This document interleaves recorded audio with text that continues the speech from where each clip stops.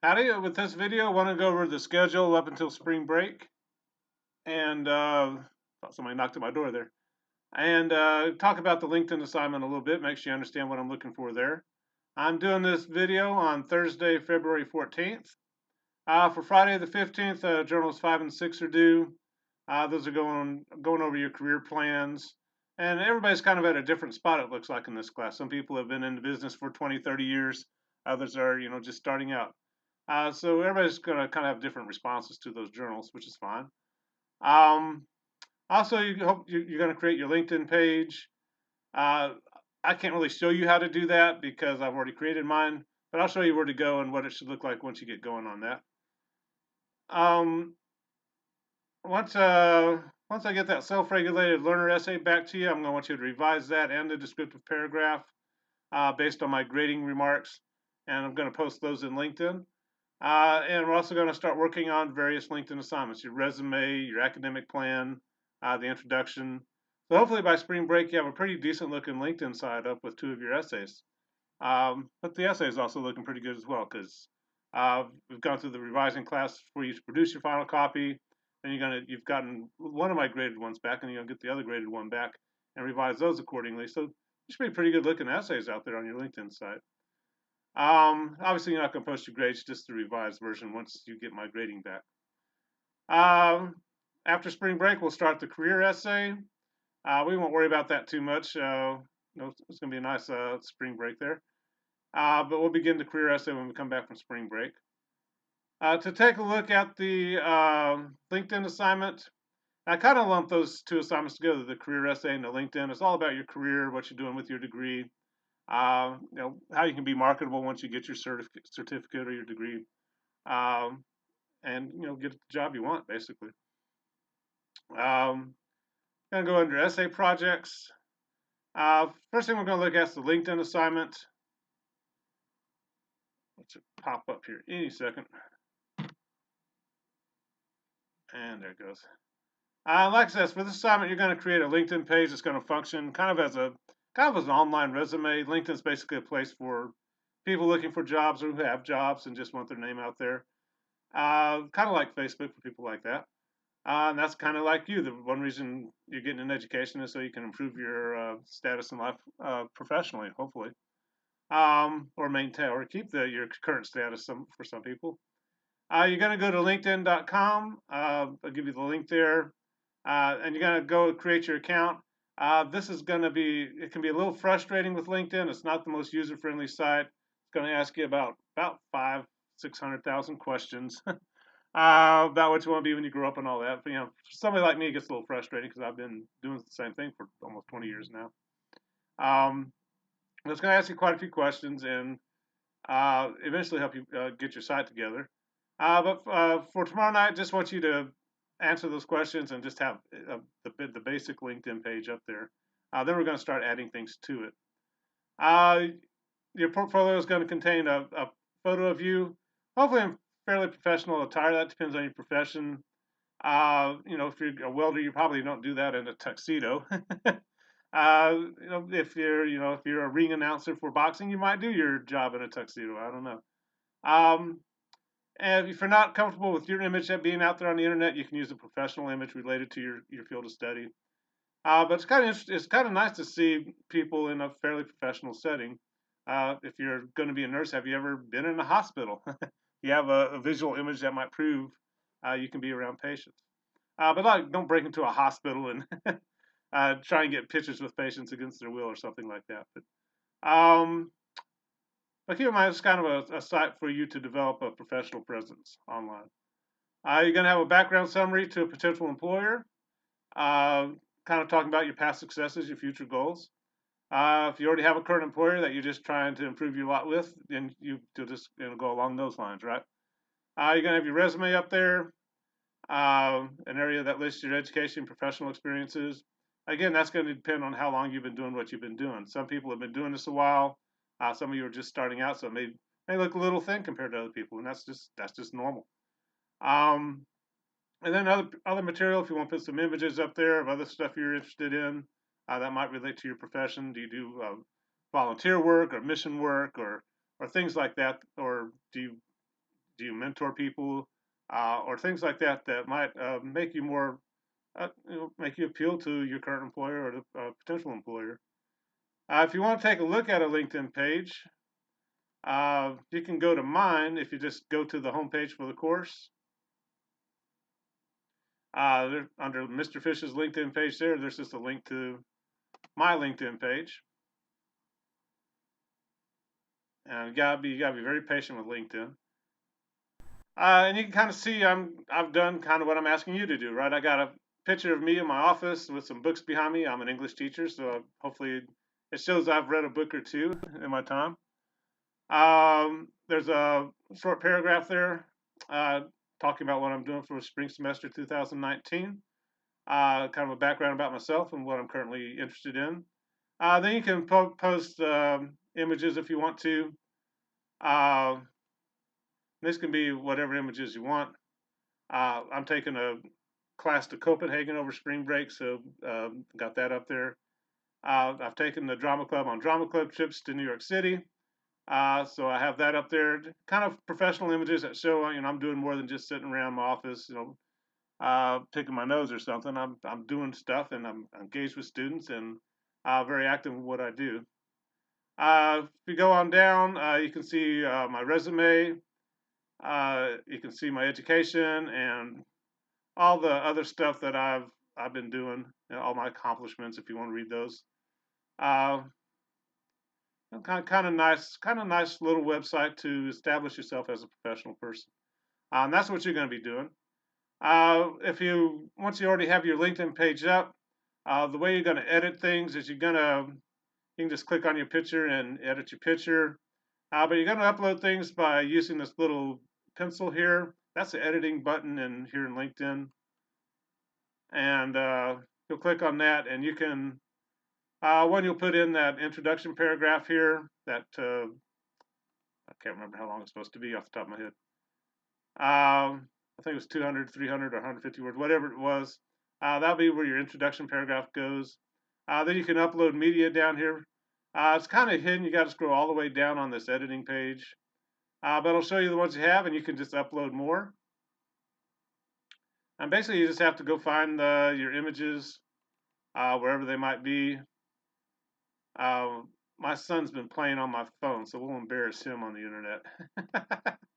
uh, you'll have to hit apply once you decide which image you want up there. Same thing goes for your resume or any other, or your essays. This is how you're going to do all that. Then you have to hit save. And hopefully it puts it up there, and there he is. Goofball's playing on my phone there again. If you want to delete something, if you're like, God, I'm not sure a picture of my son playing on my phone is really relevant to being an English teacher. Oops, sorry. You go back to the editing pencil.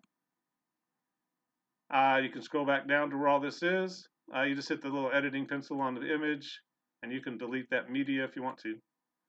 So say you put up your resume, and I say, hey, don't put your address and phone number out there on the internet.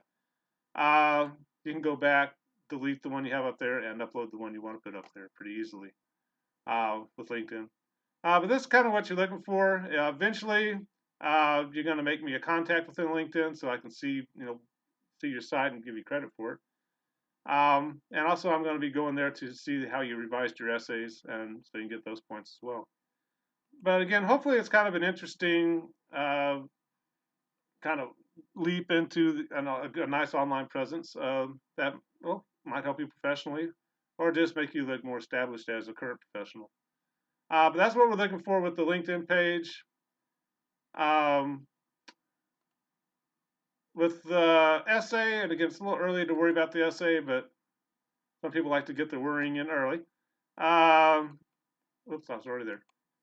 You're going to basically research the career you're going into.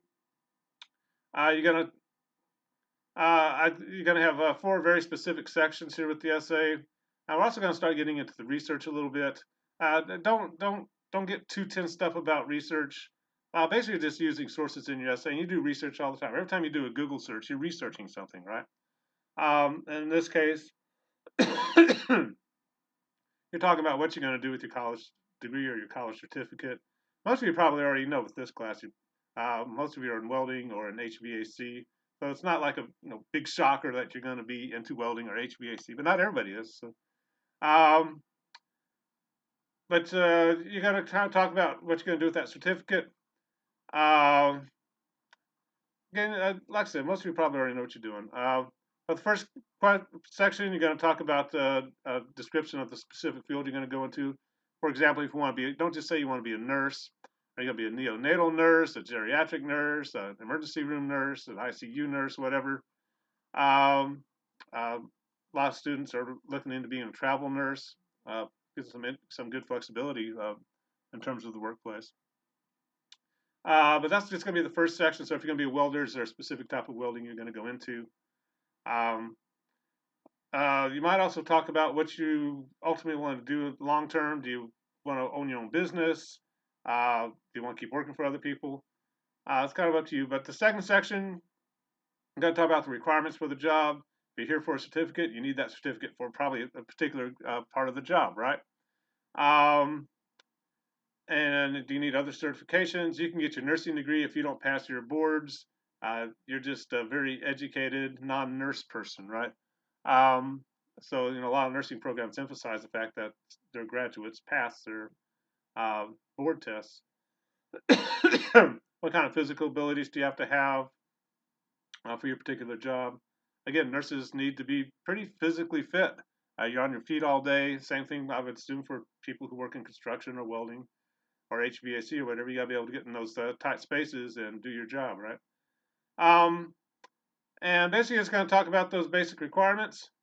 Uh, eventually you're gonna have your academic plan up there. It's also going to be on your LinkedIn page.